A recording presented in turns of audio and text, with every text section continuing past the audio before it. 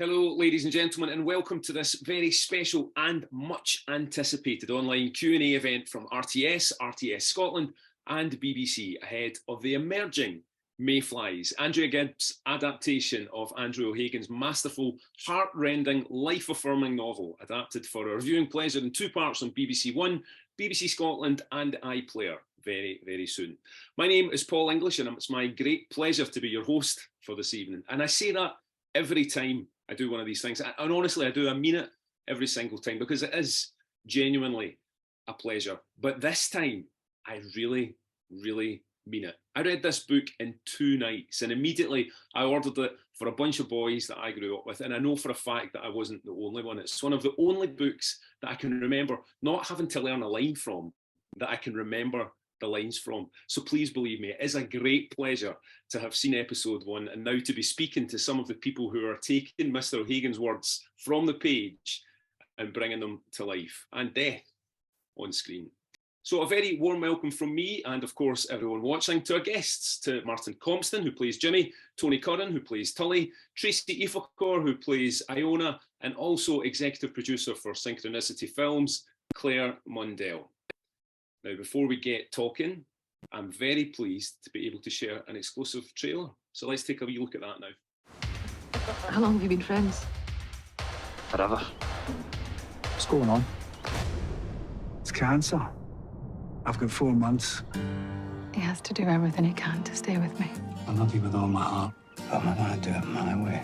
I want to end it myself. You can't just check out. She'll never forgive you. No regrets. We've had great times. Mayflies starts Wednesday 28th of December at 9 on BBC One and iPlayer. Martin Compston, let me start with you. Mayflies had built up quite a buzz when it was released in 2020. Were you caught up in that, or was it something that you first came to by way of the script? It was something I was aware of. I hadn't read it yet. But it was funny when I found out I was actually with a journalist at a time, and his face lit up, and then actually speaking to yourself, Paul. It's funny when you're talking to somebody. I don't know how to speak when you say like an actor's actor. It seems like an author's kind of book. Like people who write particularly love that book, and there's some. It's very quotable as well. There was one, and I think this one of the things which is I took away from watching it, which really kind of sort of encapsulates the whole thing, and especially the story that revolves around this character Tully, played by the wonderful Tony Curran, is that line, "A man made of sunshine," and just at the end of the programme, there's this incredible shot of Tony as Tully, and it's just wonderful. And yeah, I mean, I wasn't aware of it, but it's obviously a book that people really love, and Andrea has done an incredible job adapting it, and I think both of them were really good. I think it could be quite a scary thing, especially for an author to let somebody else adapt your book, and then as a screenwriter to let actors go and play with your words. But they were great collaborators. They listened to all our opinions, because once you start playing the characters, you get a feel for it, and you kind of want to put your own spin on it at times, and especially, playing Jimmy, he's a version of Andrew in there somewhere. Yeah. And that can be quite intimidating as an actor. But Andrew just said, "Look, I'm here for you for whatever you need, and ask me anything." And he was very he was there when you needed him, but also kind of hands off to let you kind of go and get on with it. And yeah, it just felt from when we started, we had nothing but support as a cast. I'm going to talk a wee bit more about Andrew's presence in this later, but I'm interested in this idea of, I think when you and I kind of spoke, off the record about it a while back, Martin, we were just having a chat and you mentioned about the kind of, maybe I won't read it until it's finished, until you've finished with it, because, it's almost like muddying the water. Well, no, it's just because with especially if it's a book that's been adapted, which I've done a couple of times, there's usually a reason for that, and it's and the one that kind of stuck for me is when I was in Filth, and Filth by Irvine Welsh is one of my favourite books, but there's bits in the books that you love, and you can't understand why it's not in the film or in the show. So you don't want to get attached to pieces, because we have to play the truth of the script. Andrea's version of it is what we have to be loyal to.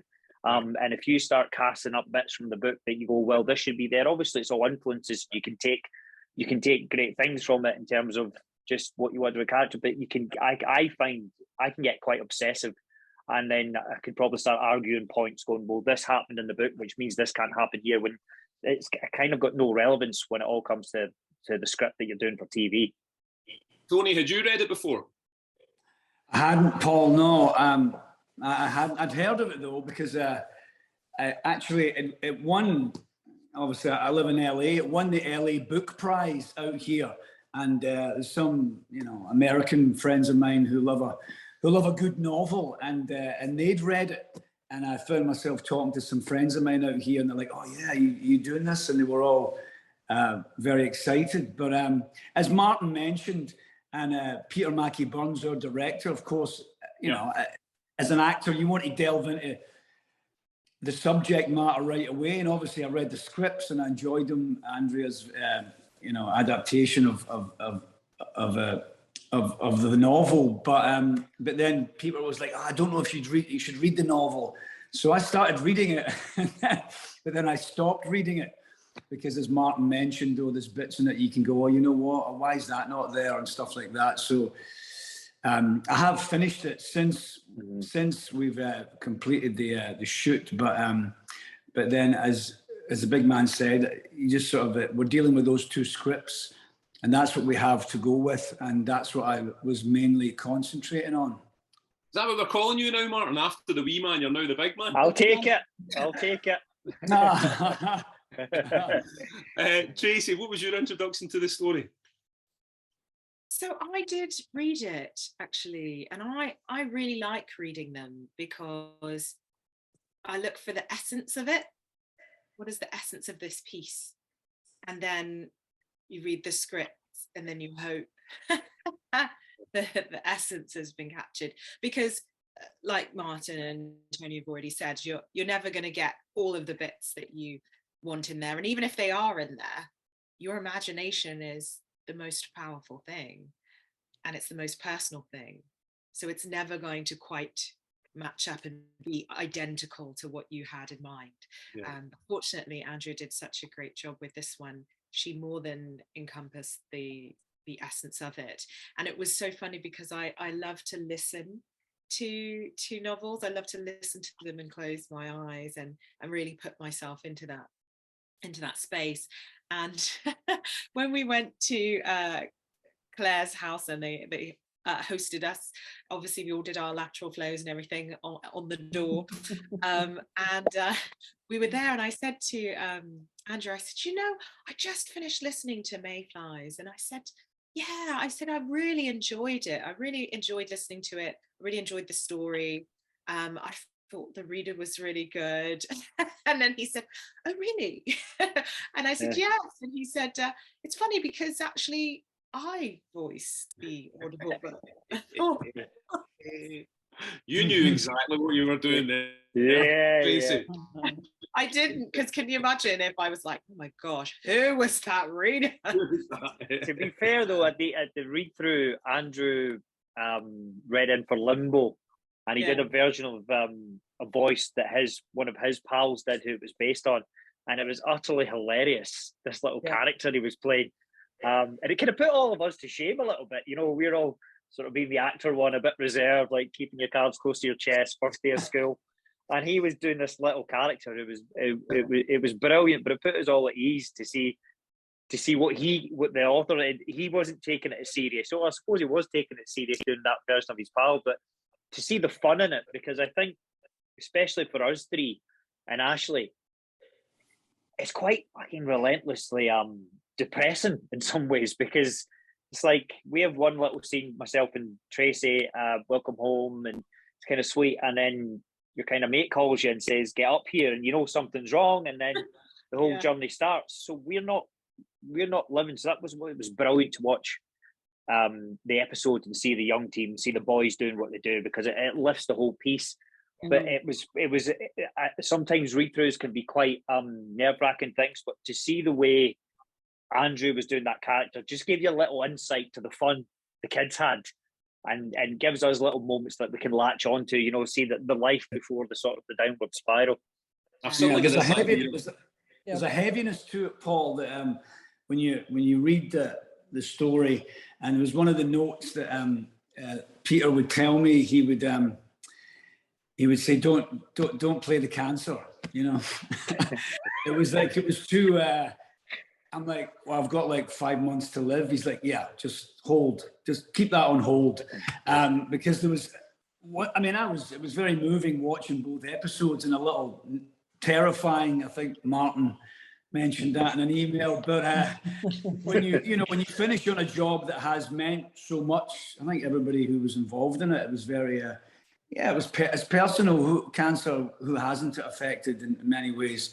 So you wanted to give it your all, and I think a lot of the time there was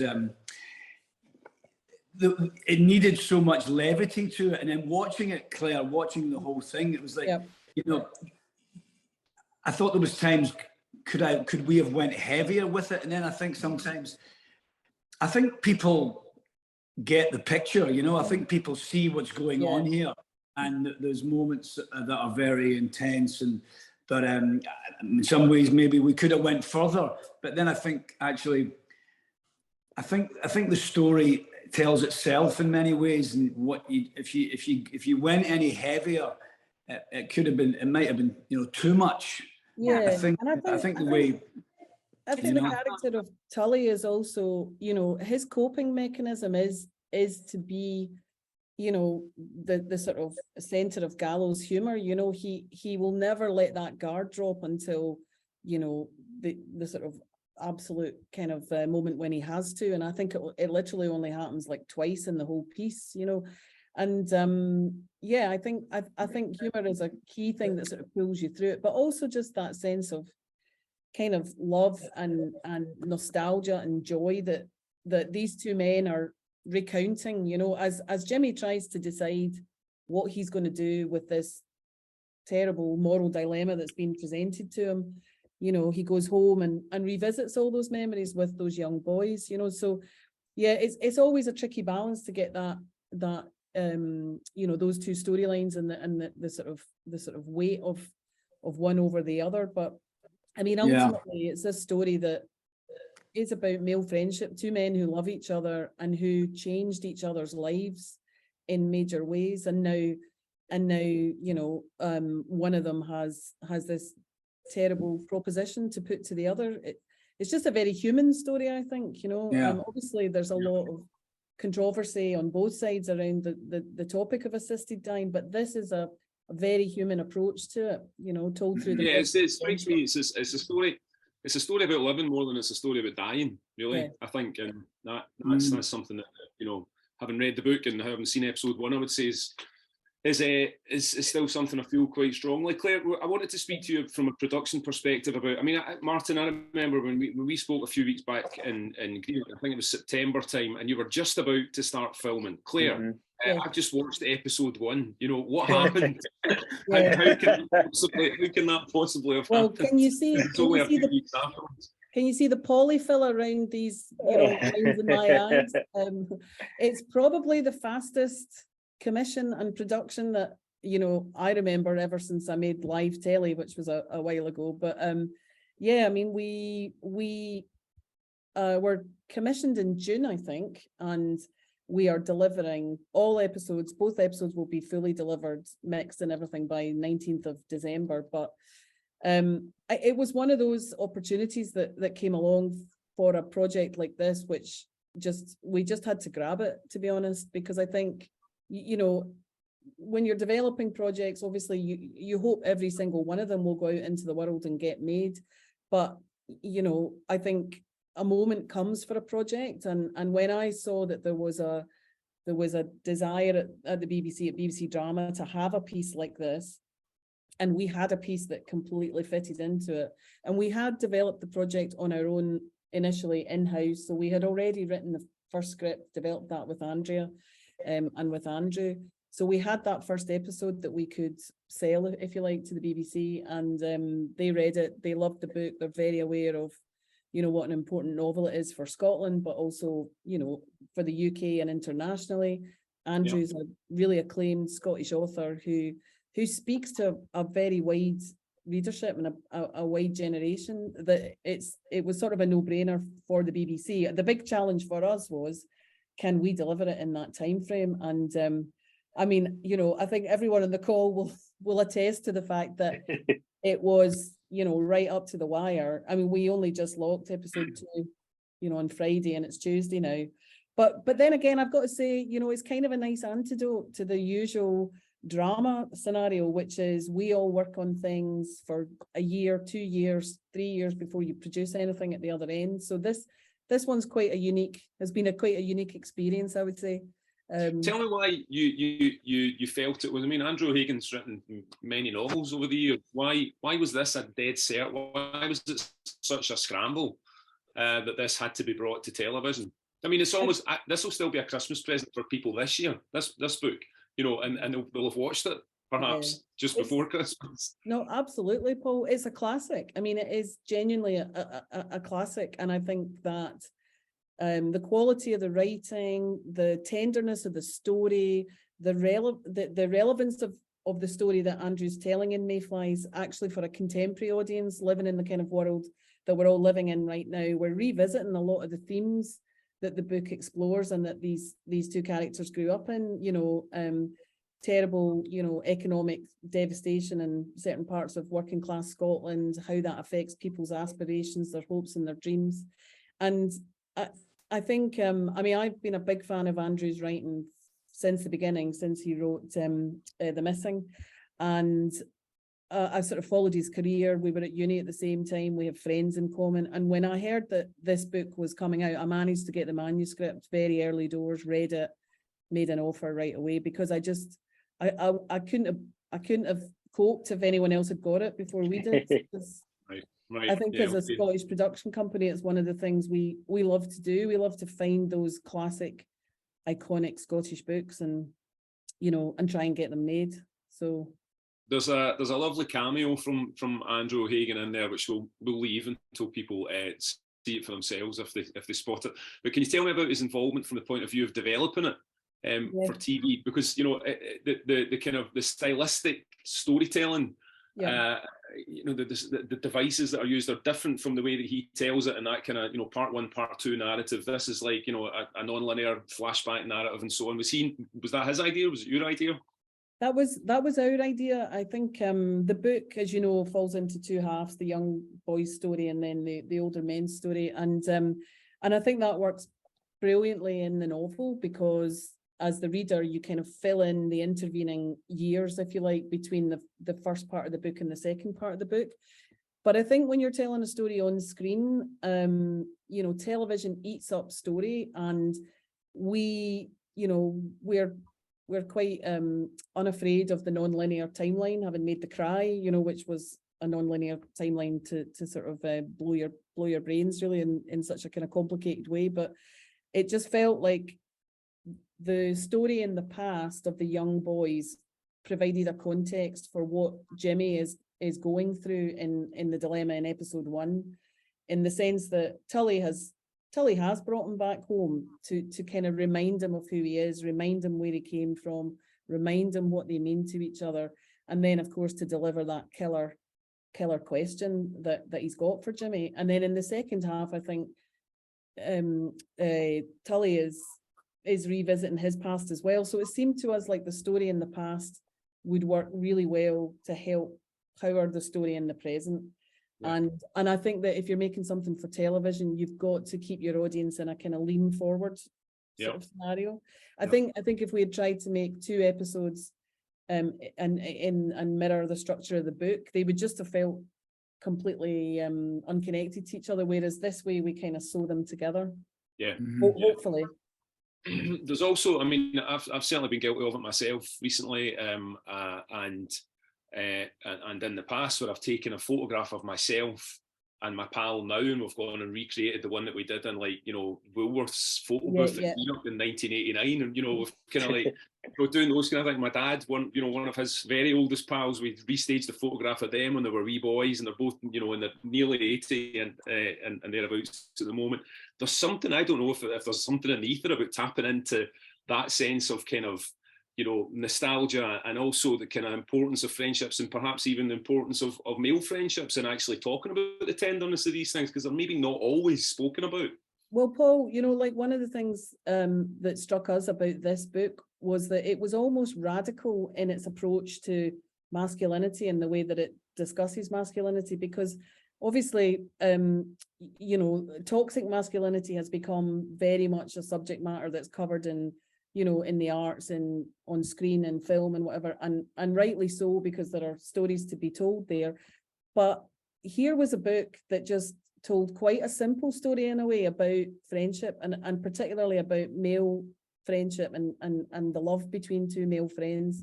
Yeah. And we were really struck by the fact that as a production company, you know, what we have been getting for many, you know, months and a couple of years, in fact, are lots of stories about toxic masculinity. And whilst that's true, it felt to us like here was an opportunity to tell a really tender story, a very human story, and a dilemma that I think is in a terrible way is very accessible, because who doesn't ever, you know, come to a point in their lives, I suppose, where someone, as Tony says, that they know they love is affected, or perhaps even they themselves are affected by a situation like this. So it's got a real reach, I think, for an audience. You know, and relatability. Well, if I can interject, if you don't mind, Andrew, Paul, there's a, you say, yeah, the toxic masculinity was surrounded by it, unfortunately. You know, it's global, you know, but the west coast of Scotland, the relationship with Jimmy doesn't have with his family, he wants divorce from them, sadly. The relationship that Tully doesn't have with his father.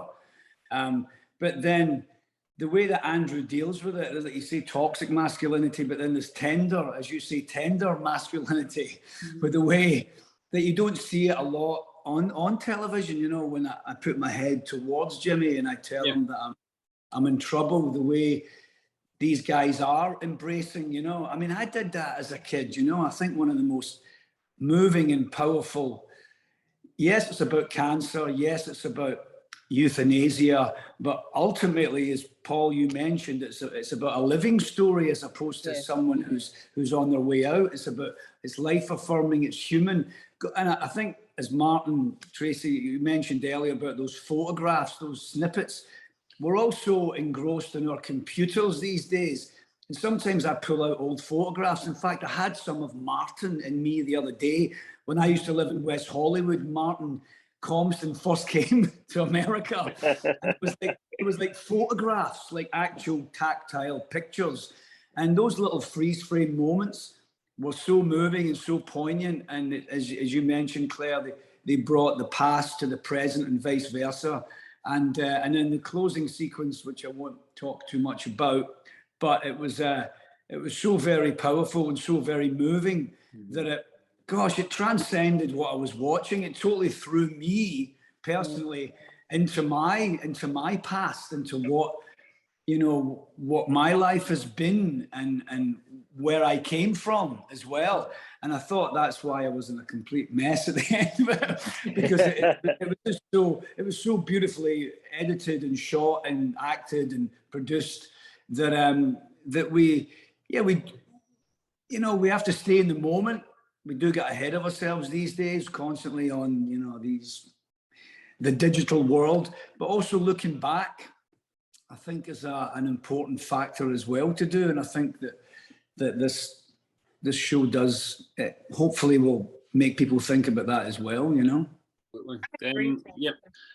Tracy, tell me, did you get a chance to sit down with Andrew and discuss the kind of development of your character with him? Because I suppose, you know, we were talking about off camera there before we started to record. To some extent, it's a male story, but it's not without you know, the involvement of very key female characters. Behind every good, no. Exactly.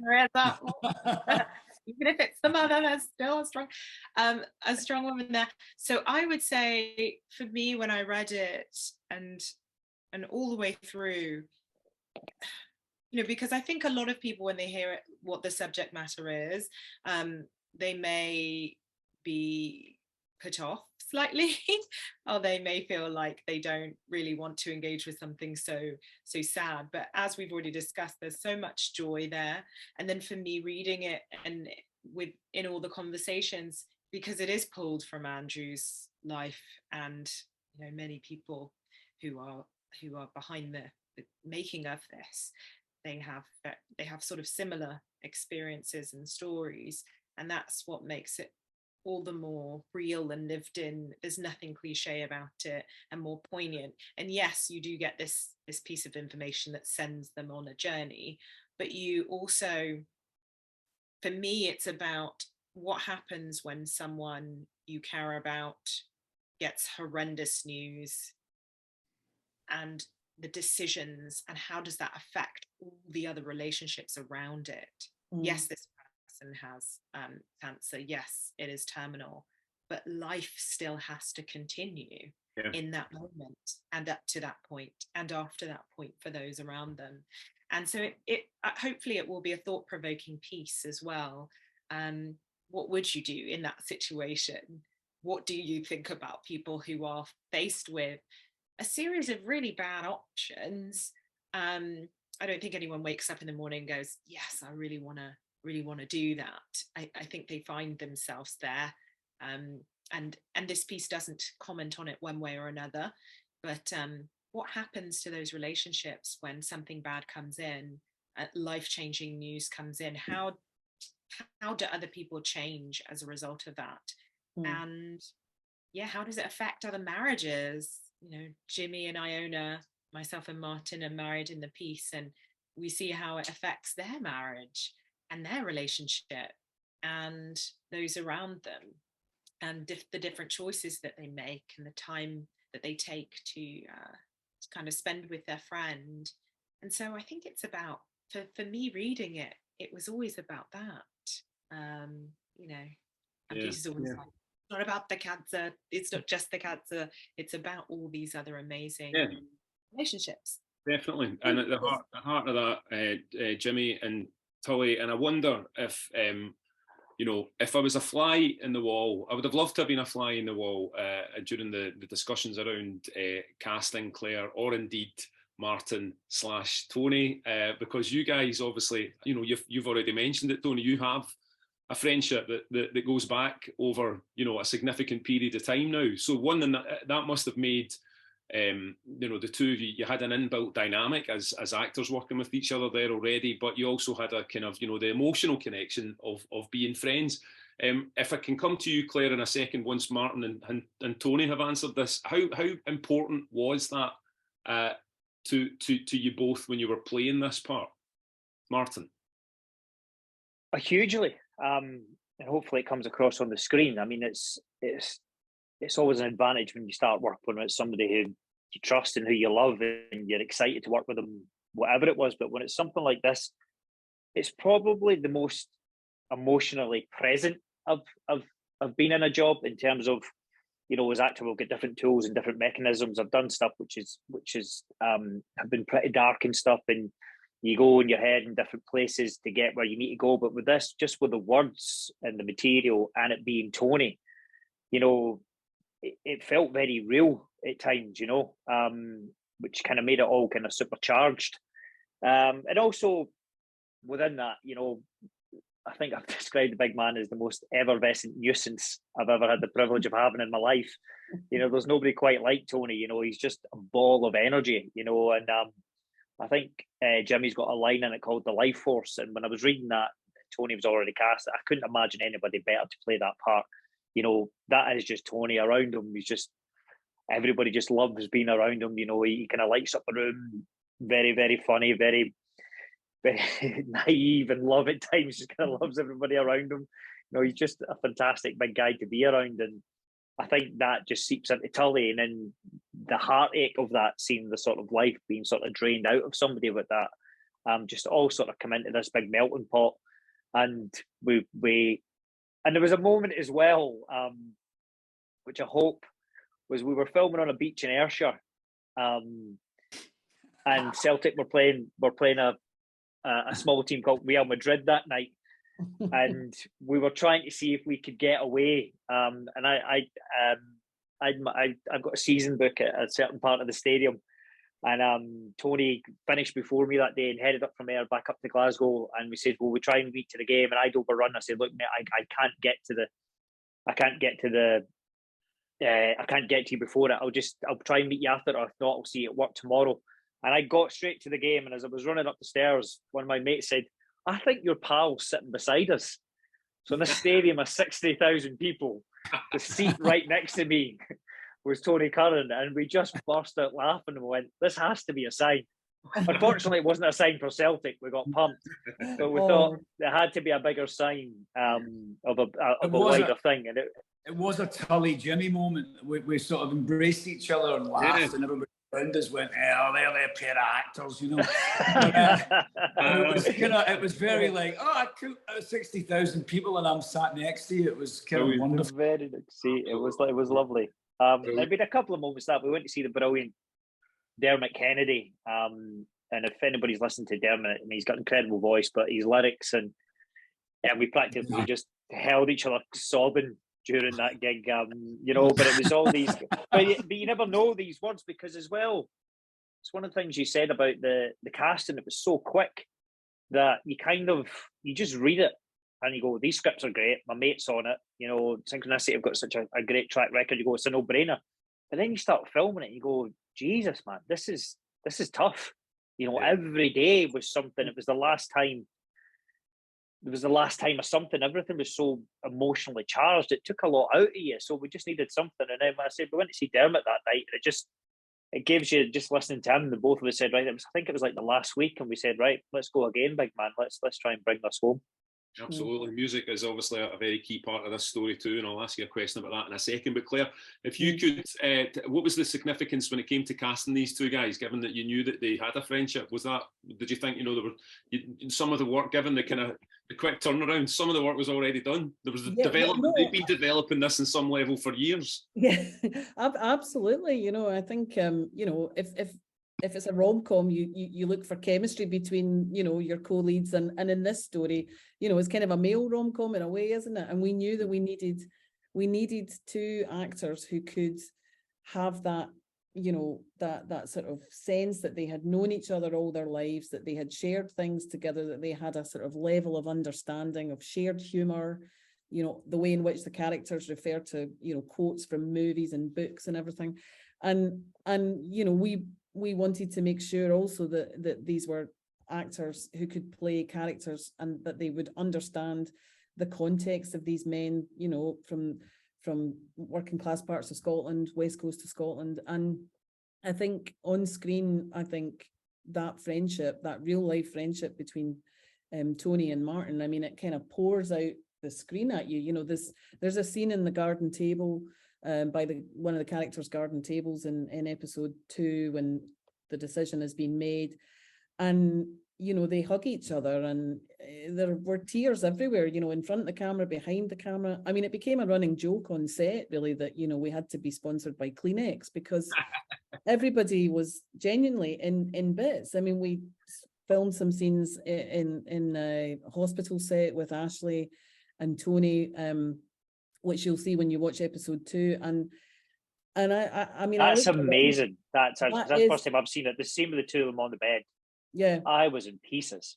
Yeah, it's so truthful. It's so simple and truthful. And the performance from Tony and Ashley is just like, you know, I remember standing on set watching it and being, you know, completely destroyed by it. But then watching it again, you know, he's at death's door, and yet he is happy. You know, he's kind of filled with this emotion because his friend loves him so much that in spite of knowing how much he's going to miss him, he's prepared to help him do the thing that he wants, you know. So I think having Tony and Martin and their inbuilt friendship, which goes back, you know, decade at least, if not more, it was a gift. It really was. And we were very lucky that, you know, that they were both available at the same time. They both saw what we saw in the material.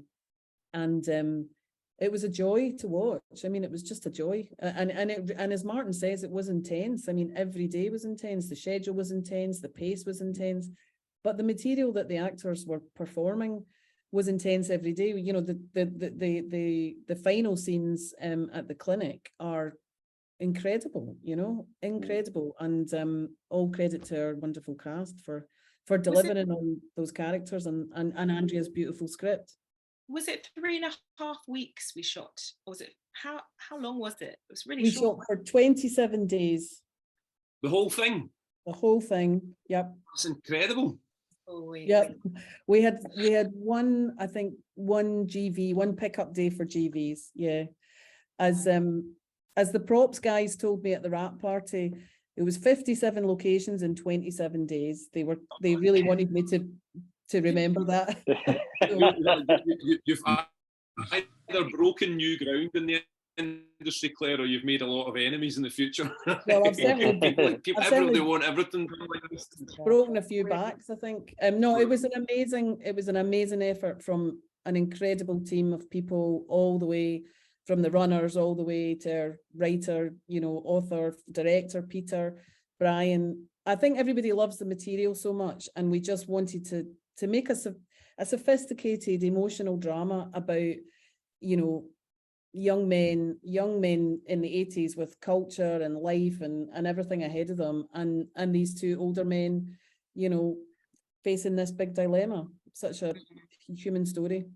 Claire, it strikes me, you know, music is such a key part of this. I bought this book for other friends after I read it, and almost in the same spirit of the way that I would, you know, make a copy of an album for them when I was younger and give them that. It almost felt like the same gesture, you know. Yeah. And music is so important in that. How on earth did you manage to distill what you distilled into it? If you can, briefly, because we only have a couple of minutes left. Well, the tracks, you know, Andy in the book has a track list that came from his friend Keith, and we tried to kind of match tracks that we think fit the emotion and the energy of each scene. And you know, I think we've got a really good cross section of post-punk tracks from the 80s, from the mid 80s. And then to counterpoint that and to complement it, we've got a wonderful score by Lorne Balfe, who's one of our most amazing Scottish composers, internationally renowned. Yeah. And I think he just sort of weaves in and out of those needle drops, as we call them. So yeah, I mean, a real challenge, lots of challenges in this piece with archive, the amount of material, the emotion of it, the music. But I think that music's critical because it puts you in a time and place as well, you know, in your head as a viewer, and it kind of brings that nostalgia to the piece as well. So absolutely, yeah. I think love for the book helps that as well. It's a beautiful piece of work all around, folks. So congratulations on turning it around as swiftly as you did and as successfully as you did. There's a great cast there, but other people we should very quickly mention, like including the fantastic young cast who play the young version of all those characters, but others like Colin McCready, Elaine C. Smith, Mark Cox, Ashley Jensen, and so on. There's a lot of real Cal Mackinnon, Conor McDonald. Yes. Of course, Sean McDonald. Yeah, well, they keep coming. Folks, I'm going to wrap up now very quickly. If I can ask you in 5 words or less, each of you, this is going back to what you said about the essence, Tracy. What is the essence of Mayflies? Martin? Should I just say Christmas? Because that's what it's coming out. That's fine. Okay. I don't honestly, just friendship, love, humanity, sorrow, all that kind it's of about humanity. Yeah. It's about humanity and about staying in the present and about being kind to each other. Tracy? Amongst other things. Yeah, so I'd agree with everything that's just been said. So I will not repeat that. I will say it's a way to ask yourself, are you living your best life? You can go back and do it all over again. What was well said. Bang on 5 as well. Are you living your best life? Yeah. Yeah. Somebody was counting, Martin. I'm glad somebody was counting. Claire? Yeah. I don't know if I can follow that, Tracy, because that was perfect. But I think one of the quotes in the book is really moving for me, and it's really stuck with me. There are things you know at 18 that you'll never know again. And I think I think that fortunately for our characters, they do remember those things that they were when they were 18, and it's that pulls them through in facing this dilemma. So yeah, love humanity and live in the moment. Don't don't waste your time. I think it's important to say as well, as Tracy touched on earlier, we don't take a side. We have to be neutral, but it's really important around this subject of assisted dying that we contribute to a conversation to get it going. So I think that's something to take away from it. And can I just say one thing, because for me personally, but it's about an ensemble, and the Maggie Centre is a cancer centre which I went to and I visited, and the stories that I heard from those people that work there, there's 24 of them around the UK.